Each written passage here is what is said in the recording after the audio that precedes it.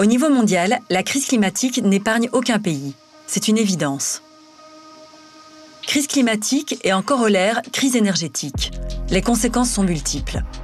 En réponse, il y a des solutions. Des changements se mettent en place. Parmi eux, on retrouve l'économie circulaire. Un peu partout, elle se développe, elle s'affirme. On prend conscience qu'il faut pouvoir donner une seconde vie à tout ce qui a été produit. Une fois usagé, une fois cassé, une fois définitivement éteint, le réflexe est de jeter.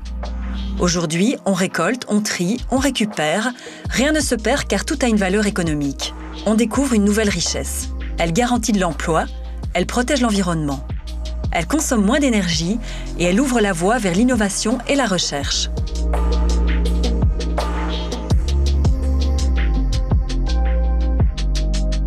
En Belgique, le secteur du vêtement de seconde main est représenté par quelques grandes associations, les Petits Riens, Oxfam ou encore Terre. Cette dernière a une longue histoire. Terre, c'est d'abord 70 ans de vie, grâce à des bénévoles il y a 70 ans, 1949, qui, à un moment donné, se disent « tiens, il y a des choses à faire pour tous ces gens qui sont sortis de la guerre en n'ayant plus rien du tout ». Durant ces 70 ans, c'est 2-3 passages extraordinaires, dont notamment en 1980, le professionnalisme. Avant, ce n'était que des collectes en tant qu'amateur. Terre devient professionnelle en 1980. Et de là arrive la professionnalisation des collectes. C'était du papier-carton au début, c'était des vêtements.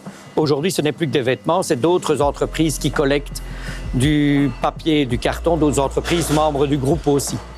La collecte de vêtements, c'est donc une des branches d'activité du groupe Terre. L'enjeu environnemental de cette collecte est colossal. Dans le monde, 4% de l'eau potable est utilisée pour produire nos vêtements. En incluant la culture du coton, il faut 7 à 10 000 litres d'eau pour un jean. Chaque année, c'est près de 40 000 tonnes de vêtements qui sont récoltées, notamment via les bulles bleues que l'on trouve dans toutes les villes. Elles sont alimentées par les citoyens qui viennent ici déposer leurs vêtements usagés ou dépassés de mode. 2 sites de tri-recyclage existent, l'un à Herstal et l'autre à Couillet. Alors ici à Couillet, on reçoit 9000 tonnes de vêtements. Donc ça fait pas mal de camions. On en trie entre 20 et 25 tonnes par jour, tout au long de l'année. Et donc avec l'équipe, les 35 personnes qui sont dans le tri, quotidiennement, on s'attelle à trier cette masse de vêtements.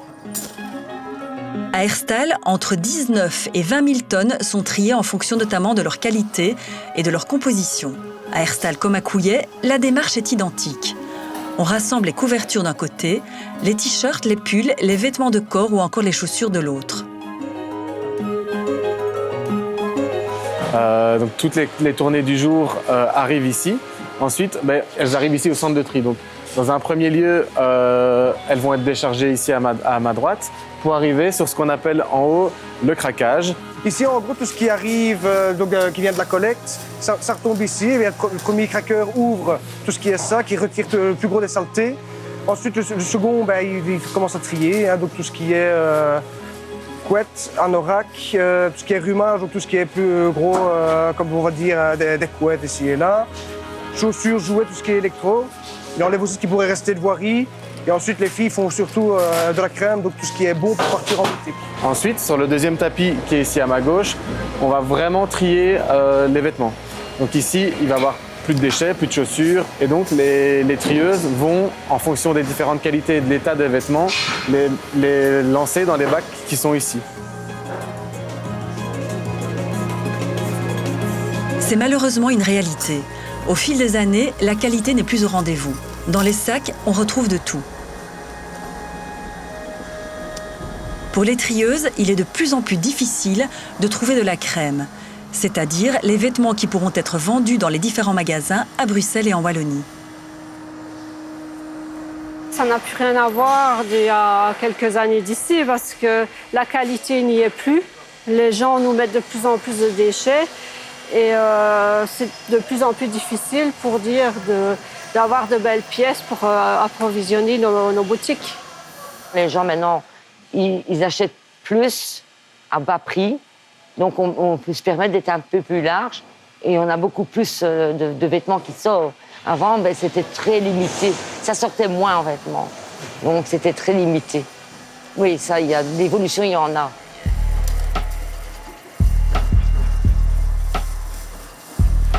il va y avoir des bacs pour le recyclage, les pulls cassés, les t-shirts cassés, les jeans troués ou tachés. Il va y avoir des bacs qui vont partir en Afrique, donc ça va être ici en fin de chaîne.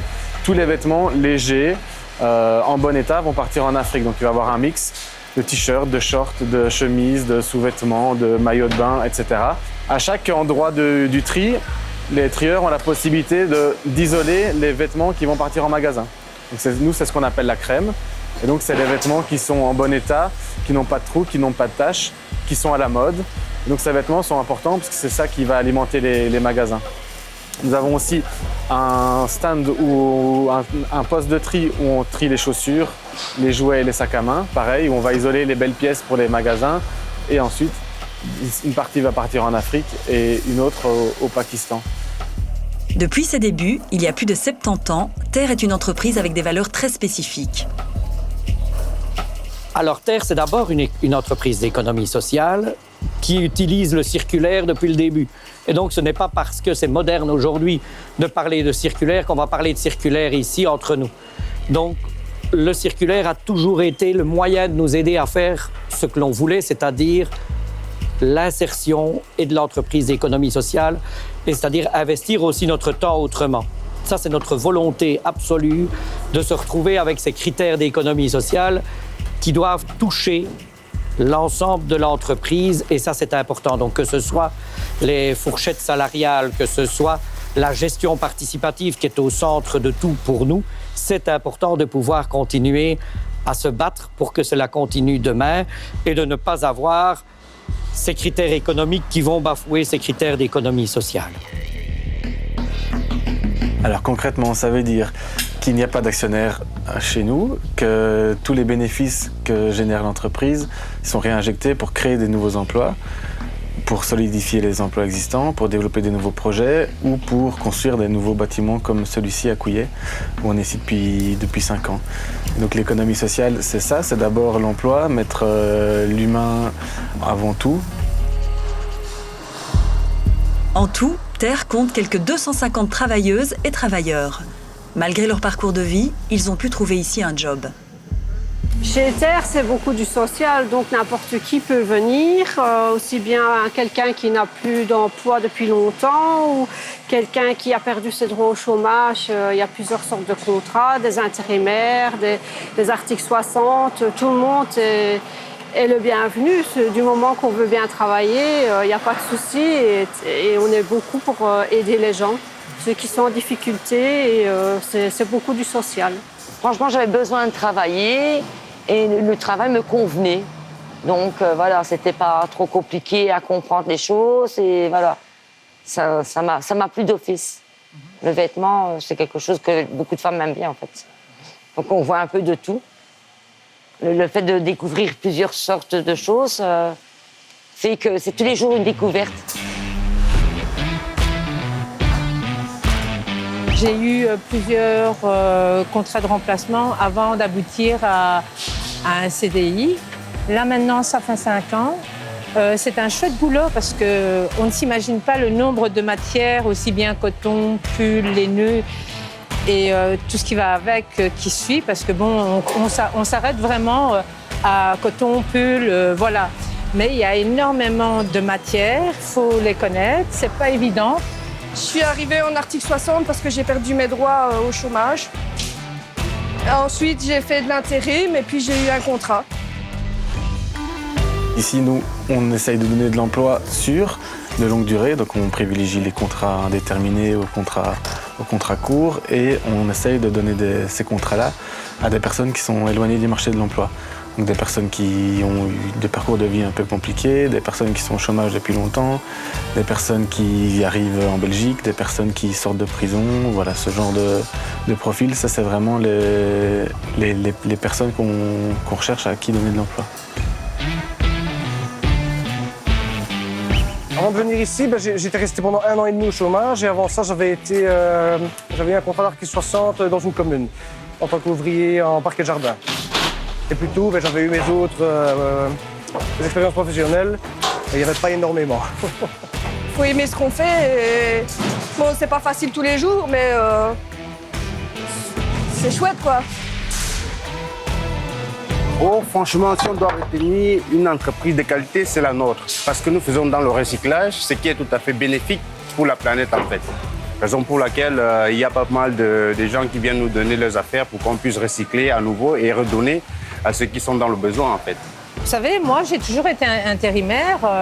J'ai signé mon contrat que j'avais 47 ans. Donc voilà, je pensais jamais avoir un contrat. Mais c'est bien la preuve que dans la vie, si on veut, il y a des possibilités et on peut. Cela saute aux yeux. Ici, tout le monde est fier de son boulot. Bien sûr, parce que je suis déjà fier de le faire, sinon je ne serais pas là, quoi.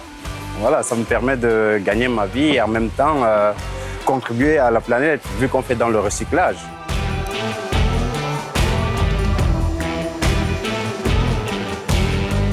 Chez Terre, la réflexion est permanente. On ne se repose pas sur ses lauriers. On est bien conscient de la baisse de qualité des vêtements. Le mode de consommation a changé, on achète à bas prix des vêtements made in Asie et on s'en débarrasse plus rapidement. Mais cela a des conséquences en fin de parcours. Les trieuses trouvent beaucoup moins de bonne qualité et les quantités de ce qui est invendable ou pas du tout recyclable augmentent. D'autres défis se profilent à l'horizon. Demain est un autre jour avec des autres défis. Le défi du fil, qui doit redevenir un fil à un moment en fin de vie, sera un défi dans les 15 prochaines années. Ici en Europe, on en entend largement parler. Nos amis de l'Europe ne veulent plus qu'il y ait notamment d'exportation de textiles vers certains pays en dehors de l'Europe. Je pense à l'Afrique. Qu'allons-nous faire avec un jeans troué? Et donc ce jeans troué, il faut réfléchir déjà aujourd'hui, mais faire des tests aussi pour que ce jeans troué redevienne à un moment un jeans, en passant par le fil. Et donc, il faut enlever les points durs. Et il y avait ici, dans cet atelier, il y a peu, des tests autour de « j'enlève des points durs », donc c'est-à-dire des pressions qui attachent normalement des vêtements. Mais ces pressions sont retirées pour faire en sorte que le tissu puisse être effiloché, redevenir à un moment du fil et donc des bobines de fil. Oui, on s'intéresse à tout ça aujourd'hui. Tout comme au surflocage, un procédé qui, semble-t-il, a de l'avenir si on veut éviter un incroyable gaspillage. Dans l'atelier de tri, il y a 150 à 200 pièces floquées. Et il y a une réflexion sur le surflocage. Alors, ça veut dire quoi? Ça veut dire que des entreprises changent de nom, changent de propriétaire, et le nouveau propriétaire veut faire souvent nettoyer tout. Elle ne veut jamais plus revoir le nom du précédent parce que... Et pour tout, c'est parce que des quantités de vêtements qui sont parfois dans leur emballage d'origine sont voués à la destruction. L'État fédéral, et c'est un exemple, n'a pas envie de retrouver en Afrique des personnes portant des vestes de la police avec l'ancien logo, tout comme la Croix-Rouge ou toute autre société privée. C'est parfois des pièces et des pièces et des pièces, mais des centaines qui se retrouvent chez nous et qui doivent être détruites parce qu'on ne sait pas les réutiliser, alors que souvent neuves. C'est incroyable. Terre n'a pas pour vocation de détruire, encore moins du neuf. L'alternative, c'est de surfloquer, oui, mais à quel prix? Et ça, c'est un autre défi que Terre doit relever.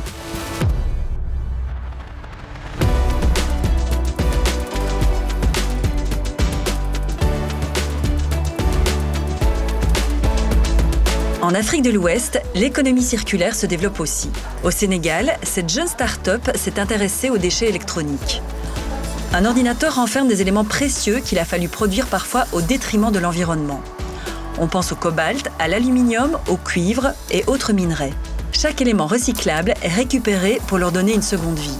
Tout ce travail permet de faire des économies au niveau de la production et permet aussi de diminuer la dégradation de l'environnement.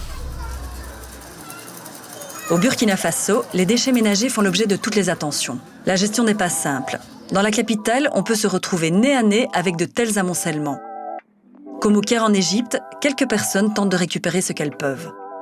Plusieurs villes du pays, comme Kombisiri, disposent aussi d'un centre d'enfouissement pour stocker les déchets et protéger quelque peu l'environnement. Quelques villes se sont aussi impliquées dans un projet de collecte et de valorisation de ces déchets ménagers.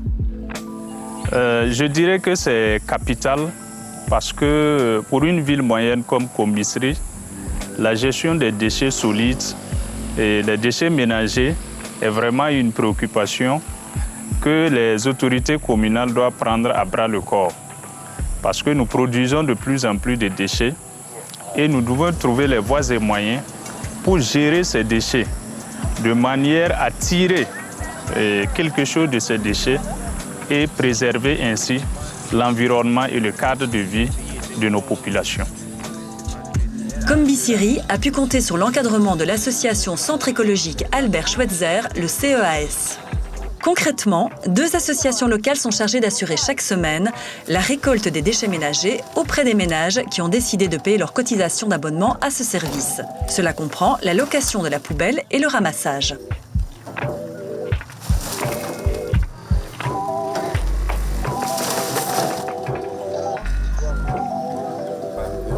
Régulièrement, des actions de sensibilisation sont menées dans les quartiers. Ici, cette femme confirme qu'elle a déjà entendu parler de cette initiative.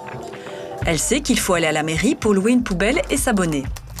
Son mari, après la séance, nous dit être convaincu par la proposition. Dans les conversations, l'aspect hygiène revient régulièrement. Cette commerçante nous explique qu'elle ne voulait plus laisser les déchets de cuisine à côté de son restaurant. Elle ne voulait plus que les mouches viennent accommoder ses clients, et puis elle ne voulait pas que des maladies apparaissent. Cette autre habitante nous parle aussi du danger des maladies amenées par la présence des déchets ménagers. Elle a entendu le communiqué de la mairie, donc elle aussi s'est abonnée. Tous les habitants de Combisiri n'ont pas encore adopté le système de collecte. Les fonctionnaires et les commerçants ont embrayé les premiers, mais les actions de sensibilisation se poursuivent via les chefs de quartier, comme lors de cette réunion.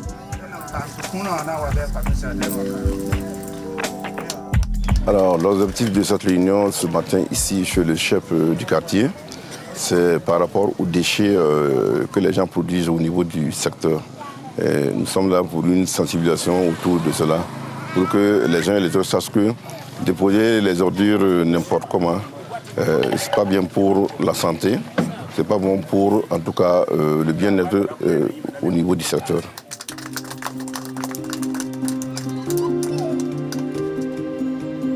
La salubrité, c'est l'affaire de tous. Dans la cour du chef coutumier, tout est propre. Lui aussi participe. Il veut montrer l'exemple. Effectivement, c'était vraiment fort important. Et nous nous sommes engagés derrière les autorités municipales, avec les associations, pour que vraiment ce projet puisse aboutir, parce que ça va dans l'intérêt de la population. Vous savez que la question de la salubrité ici est un problème au Burkina. Et vraiment, il fallait que tout le monde mette la main dans la pâte pour que vraiment on arrive à assainir la ville. Et partant de cela, la santé au niveau de toute la population.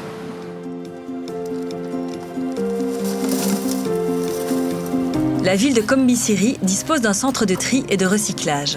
C'est ici que sont acheminés tous les déchets ménagers. Il faut ensuite faire le tri. C'est la mission d'une des associations de femmes.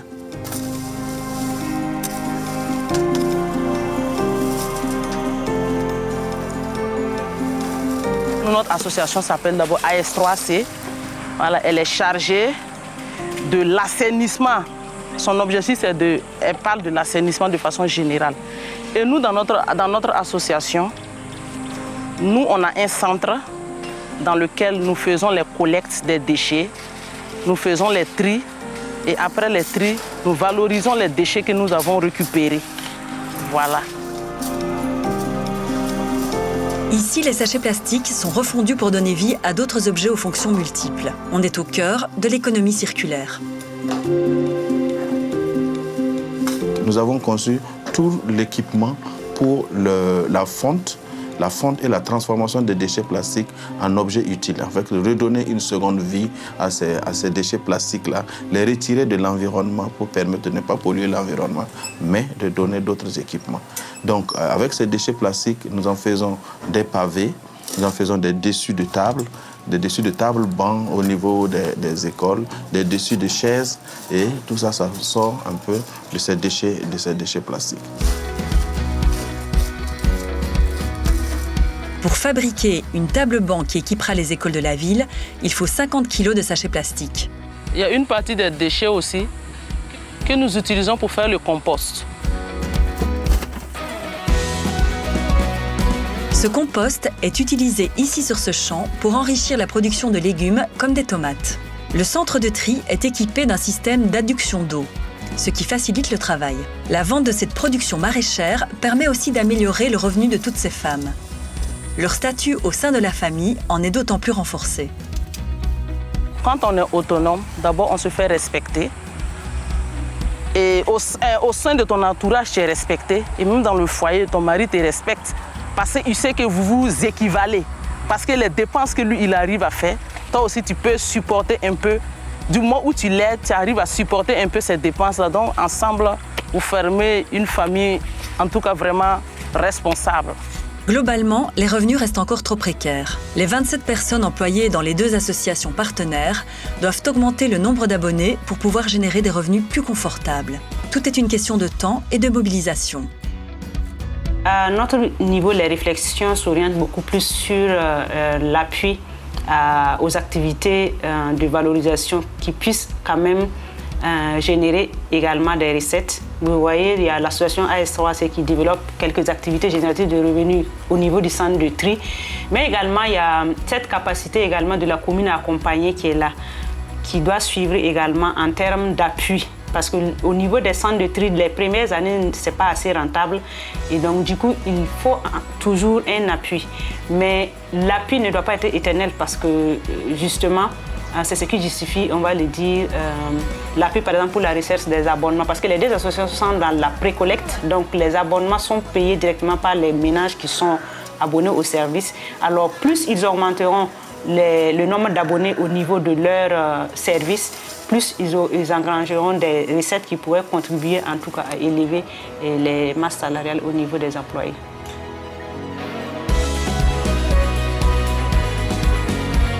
En Afrique et au Burkina, les déchets plastiques constituent un véritable fléau qui gangrène l'environnement. Kombisiri est une commune qui possède aussi un centre d'enfouissement. Il est destiné à accueillir les déchets non recyclés.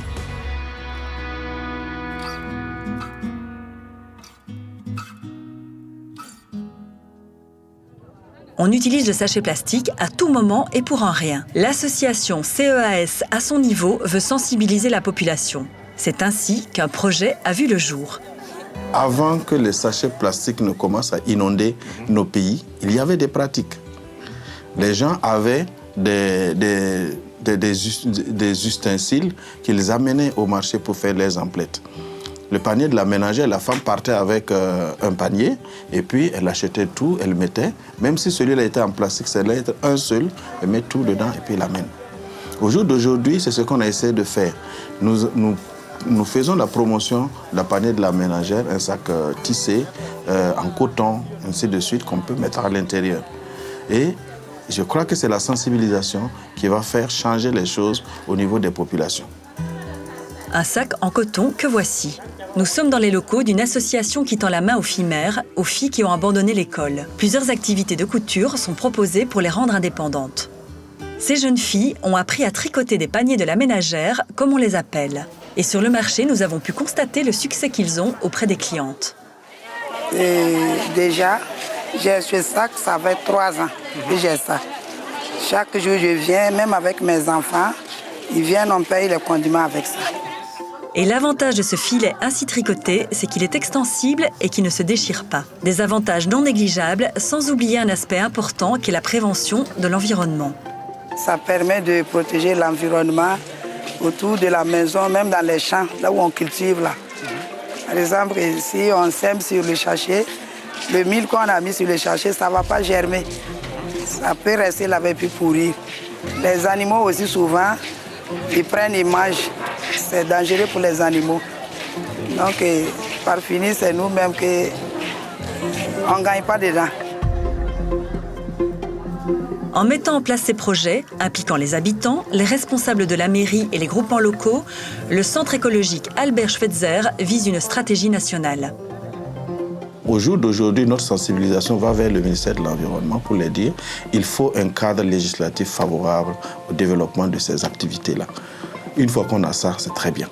Par ces projets sur le terrain, CEAS a prouvé qu'il était possible d'allier l'économie à l'écologie. Le chemin est tracé. Il reste aujourd'hui à l'élargir. Au sud comme au nord, l'économie circulaire prend de l'ampleur.